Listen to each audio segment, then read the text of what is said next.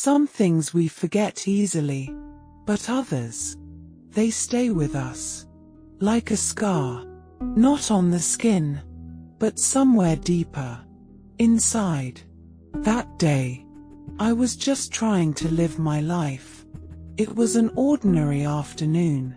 I was in line at the grocery store, tired, a little distracted, with a cart full of things I probably didn't need.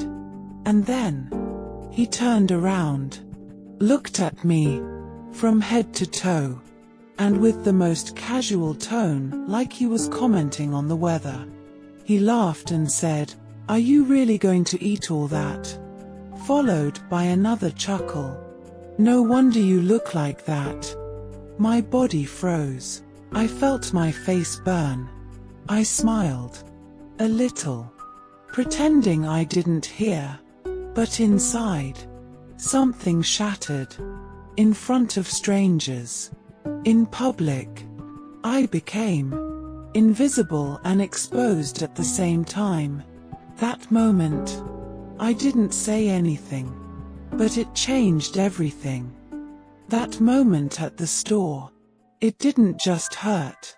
It ripped open a part of me I had tried so hard to keep buried. The truth is, I've been carrying this weight, both physical and emotional, for most of my life. Since I was little, I was always the biggest girl in the class. At family gatherings, they'd say things like, "You have such a pretty face, if only you'd lose a few pounds." I learned early that my worth was tied to how much space I took up. So I tried to be smaller in every way. Not just in size, but in voice, in presence. I laughed louder than I wanted to, just so people would think I was confident. I made fun of myself, so they couldn't do it first. But deep down, I hated mirrors. I avoided photos. I never felt like I belonged in my own skin. That comment at the store didn't create the pain. It just reminded me of how loud it still was. Even after all this time. After that day, I didn't go out for a while. I cancelled plans. Ignored messages. I didn't want to be seen. Not by friends. Not by strangers. Not even by myself. I started eating more. Not because I was hungry, but because food was comfort. It didn't judge me. It didn't laugh. I would eat in secret, late at night. In the dark, standing at the kitchen counter. And every time I did, I felt worse. More ashamed. More alone. I cried in the shower. Not just cried. Sobbed. The kind of crying that comes from the chest. Because that was the only place I could break down, without anyone noticing. One night, I looked at myself in the mirror. No makeup. Swollen eyes. Oversized t-shirt. And I whispered, "I can't do this anymore." And I meant it. The next morning, I woke up feeling hollow. Not angry. Not motivated. Just empty. I stayed in bed for hours. Scrolling through my phone. Not really looking for anything, just avoiding myself. Then a video popped up. A woman, probably in her late 30s, sitting in her room, no makeup, telling her story. She wasn't perfect. She wasn't pretending. She was just real.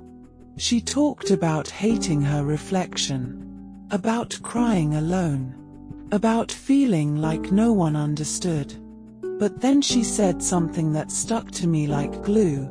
You don't have to change everything today, but you do have to stop giving up on yourself. And I don't know why, but in that moment, I sat up. I replayed that sentence over and over again. Stop giving up on yourself. I had done that for years. And for the first time in a long time, I wanted to try again. Not for them. Not to be skinny. Not to be accepted. Just for me. I didn't start with a gym, or a diet, or some dramatic transformation. I started with a walk. Just 15 minutes. I put on an old pair of sneakers, tied my hair back, and walked around the block. My body hurt. My breath was heavy. I was embarrassed when people passed by. But when I got home, I felt something I hadn't felt in a long time. Pride. Not because I looked different, but because I did something. And the next day, I did it again. Then again. And again. Some days were harder than others. Sometimes I cried before I left the house. But I still went. I also started making small changes. Drinking more water, sleeping earlier, avoiding the foods that triggered me. I wasn't doing it perfectly, but I was showing up. And somewhere along the way, I found something that helped me stay on track. It wasn't a miracle, but it supported my effort. I left the link in the description, in case you're walking that same path too. I didn't wake up one day and suddenly love my body. That's not how healing works. But slowly, day by day, step by step, things began to shift. My clothes started fitting differently.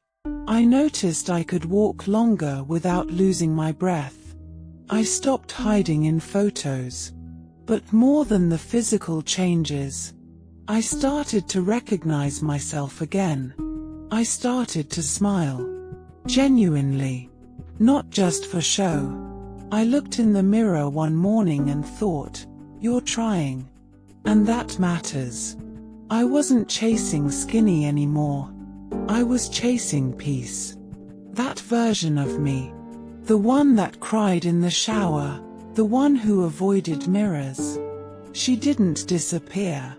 She became the reason I fought harder. And now, if someone makes a comment about my body, I don't break. I breathe. Because I know exactly who I am. And I'll never give up on myself again. If you've made it this far, thank you. Not just for watching, but for listening. Maybe you saw a piece of yourself in my story. Maybe you've been through something similar. Maybe you're in the middle of your own silent battle right now. If that's true, I want you to know something. You are not broken. You are not weak. You're just tired. And tired people still deserve love. They still deserve healing. I didn't think I could change. Until I tried. And no, I didn't do it alone. If you're looking for something to support you, something real, something that helped me stay on track, I left a link in the description. No pressure. No hype. Just what worked for me. Take what you need. Leave what you don't. And whatever you do, please, don't give up on yourself.